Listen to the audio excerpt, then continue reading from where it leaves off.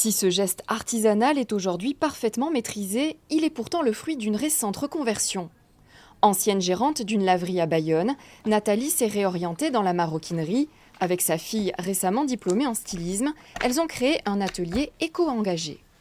Suite à des problèmes de santé liés aux expositions aux poussières de cuir, on a décidé avec ma fille de travailler toujours dans la maroquinerie, mais des matières naturelles qui sont issues de végétaux. On a exclu les cuirs d'animaux et le plastique, tout ce qui vient de la pétrochimie. On va utiliser la laine de brebis manèche, donc c'est un feutre d'ici. On l'a associé là par exemple avec du textile de bois qui est découpé au laser et qui le rend complètement flexible. Là c'est de la fibre de feuilles d'ananas.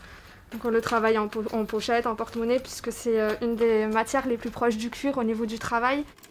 Il leur a fallu 2 ans pour trouver ces matières à la fois souples et solides. La laine de brebis provient du Pays Basque, le jacquard est tissé en Béarn, mais les autres textiles viennent de beaucoup plus loin. Essentiellement, on se fournit en France ou en Europe pour certaines matières, notamment les matières innovantes. Le liège, on le trouve au Portugal. Le fruit leather, le textile de fruits, c'est dans les Pays-Bas. Lancée à l'automne dernier, leur première collection est vendue sur Internet et dans des boutiques indépendantes. De la conception à la confection, elles font tout elles-mêmes, toujours avec l'envie d'innover et de produire des créations originales, comme ces bérets détournés en sac. On a ici le béret donc, qui est découpé.